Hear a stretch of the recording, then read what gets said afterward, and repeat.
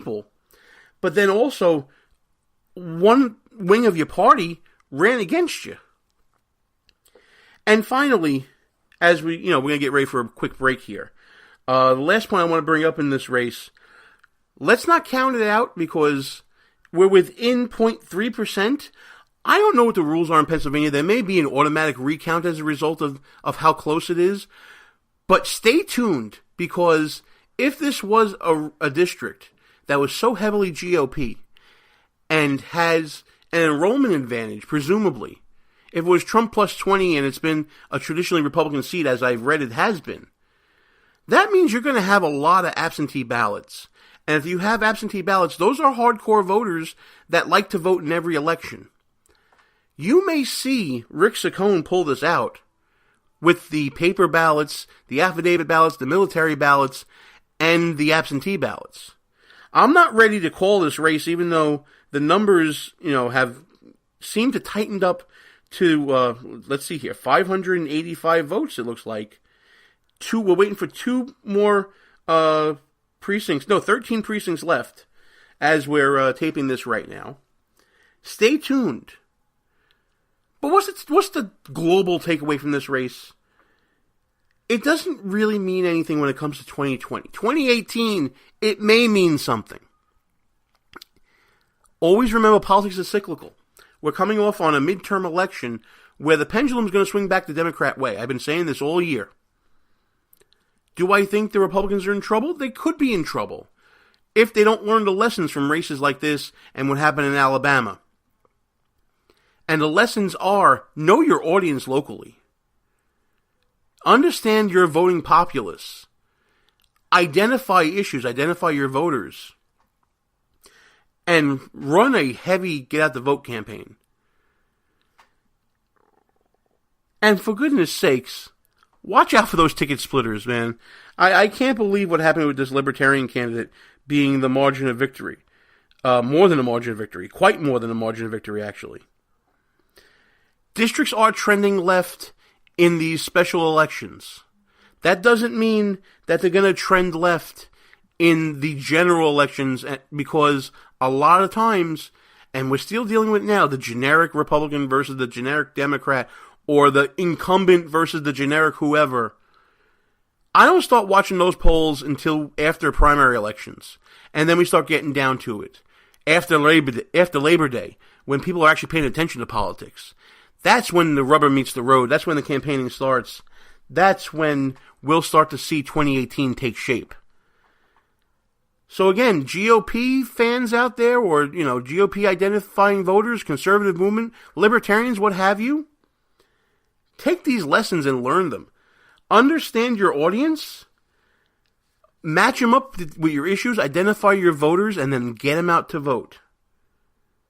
And maybe 2018 won't be as bad as many are predicting. We're going to take a quick break right now. When we come back, we'll be talking more politics here. Got a whole lot to talk about. Rex Tillerson has been voted off the island, what that means, why it happened, and the People's Republic of New York strikes again. Time to reset the clock one more time. Gene Baradelli, Behind Enemy Lines. We'll be back right after these brief words. If you're a long-time listener of the show, or maybe this is your first time listening, you can probably tell that me and the gang here, we like to have our share of fun, whether it's on or off the air. We talk about 2-drink minimum radio and no medication Wednesdays or whatever day it may be. That's why when we found the people at Less Government, More Fun, we knew it was a match made in heaven with this show. Folks, we live in a time where government is out of hand. Our founding fathers did not intend government to be all-consuming in all parts of our lives. That's why we are telling you to go to lessgovmorefun.com, check out the website, check out the swag. What the people want is less government, more fun. Pass it on, make it happen. Who might you save? Your mother, your father, your husband, uncle, aunt, son. Learn FAST, F-A-S-T, the sudden signs of a stroke, and you could save. Your friend, teacher, boss. F, face drooping. A, arm weakness. S, speech difficulty. T, time to call 911. F-A-S-T. That's F, face drooping. A, arm weakness. S, speech difficulty. T, time to call 911. The sooner they get to the hospital, the sooner they'll get treatment. And that can make a remarkable difference in the recovery of your neighbor, the waiter, grandmother, grandfather. So learn FAST, the sudden signs of a stroke, then pass it on, because you never know who might save you. Your wife, your colleague. Spot a stroke fast. Visit strokeassociation.org, brought to you by the American Stroke Association and the Ad Council. Behind Enemy Lines Radio is all about being right. No, seriously, it is. If you ever listen to Russ Gallo or me go back and forth on some issue, we always want to make sure that we remember who said what and when we said it. That's why we go to goonrecord.com. It's a brand new social media website. Challenge people on what they believe, whether it's in politics, sports, entertainment, finance, whatever. There's a category for you at goonrecord.com. Check it out right now. Tell us, what do you stand for? It's time for you to go on record. Behind Enemy Lines. Back on the air. Gene Baradelli, back behind Enemy Lines. We're going to continue to monitor that Pennsylvania special election. And as we're taping right now, the number of votes has widened slightly, but we're still within that less than 0.5% range, where I think we're going to be going to the paper ballots and the absentees and all that. So stay tuned on that front in the days and weeks to come. But let's move on to the other big piece of news this week, and that is the ouster of Secretary of State Rex Tillerson, the former Secretary of State now. Something that was not seen coming up on the horizon by anyone. There was talk of, other advisors to the president being out. I heard a rumor last week about National Security Chair being replaced, General McMaster. But that didn't come to fruition. That was actually categorically denied by the White House. But now Tillerson's out.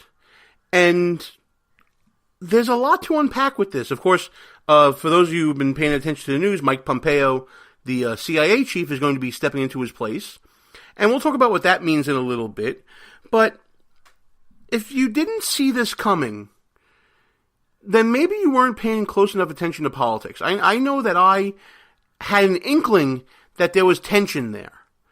And it wasn't any inside baseball or anything like that. It wasn't like I had sources anonymously coming to me like the mainstream media.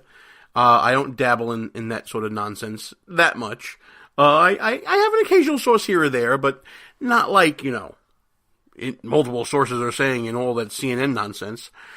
But if you were paying attention to politics, you had to see this coming a little bit. Just a little bit. And here's why I thought I saw it coming.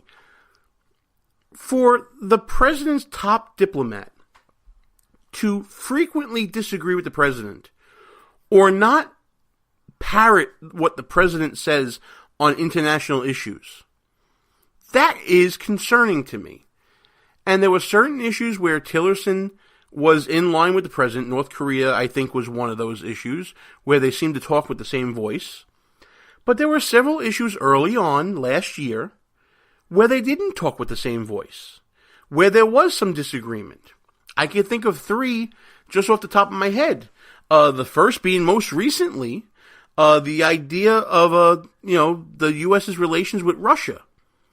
Tillerson seemed to be taking a harder line when it came to Russian meddling and, wanted to see more sanctions. In fact, this past weekend, when the news broke about the supposed poisoning of a British spy, Tillerson came out and said it clearly came from Russia. President Trump has not been as tough publicly on Russia. He has been, he's had his moments, but part of what has fueled this Russian collusion thing, which, and by the way, we'll talk about that whole House Intel report that's coming out a little later.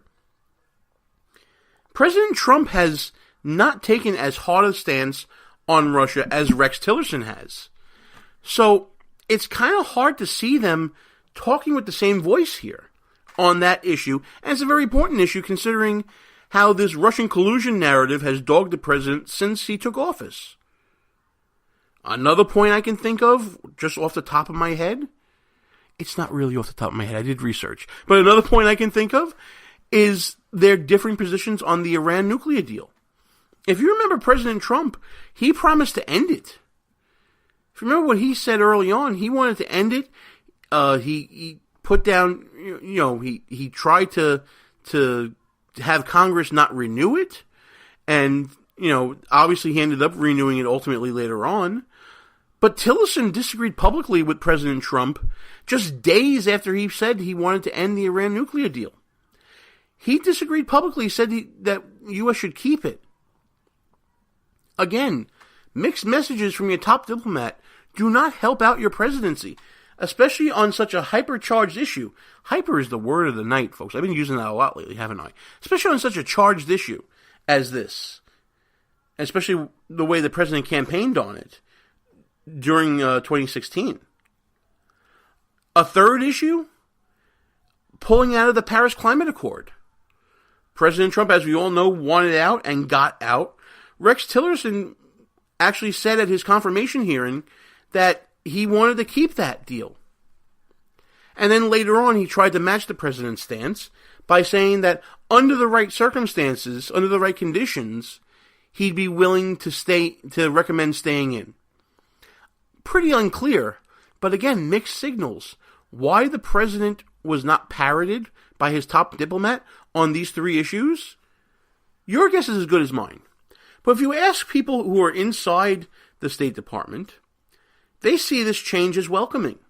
According to Politico, State Department employees were saying that it was good riddance to Rex Tillerson, that the decision to fire him sent a wave of hope through the administration because Rex Tillerson had been looking to really downsize the department. And if you know anything about the deep state and the bureaucracy that we've been talking about for the past year and a half, you would know that downsize is a dirty word in Washington. But this seems to be more than just a deep state relief. This seems to be also a feeling from people within State Department that they needed a clean sweep from Rex Tillerson. That now there's optimism that Mike Pompeo, the CIA director, is going to be coming in. Just from my feeling, Pompeo may not have the same diplomatic creds that you'd want to see in a Secretary of State. He's probably more of a shoot first, ask questions later kind of guy, more of a hawk. But again, time may tell if he grows into that role.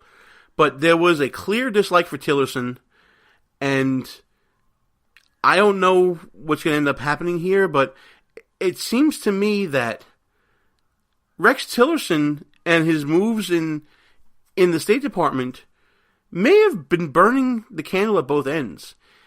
People within his department were not backing him up, and he wasn't backing up the president. So, I don't know if Rex Tillerson was long for this job or not. But, poor Rex. He's going to have to go back to his multi-million dollars and his, probably going back to Exxon and running things. But to me, this could be a move in the right direction. If President Trump gets someone in there that will be able to give his message, speak with his voice, and, lead from top down. President filters down to the Secretary of State, State filters down to their employees, and as long as that chain of command is met, then maybe we'll see some quiet days in the Trump administration. Yeah, right. I don't see quiet days coming anytime soon. I don't think President Trump needs quiet days to get things done. As he's shown in the past year, he's been able to get quite a bit done, even with a bunch of tumultuous events going on around the palace intrigue, as people say. We're right about at halftime of the show here. I want to thank everybody for tuning in to Behind Enemy Lines Radio. I'm Gene Bardelli. Russ Gallo will be back as soon as possible. We all miss him, but between me getting sick and coordinating schedules, we got to get back on that again. But thanks for checking us out. Please check out our website at www.behindenemylinesradio.us. Check us out on the Facebooks and the Twitters at BEL_radio. And if you missed any part of the show that we normally do live, which we haven't been doing live lately, but maybe we'll get back to a live schedule again. You can always check us out on one of our rebroadcast outlets, including WJHC Talk 107.5 in Jasper, Florida, WDDQ Talk 92.1 in Adel, Georgia, and WLBB News Talk 1330 AM in Carrollton, Georgia,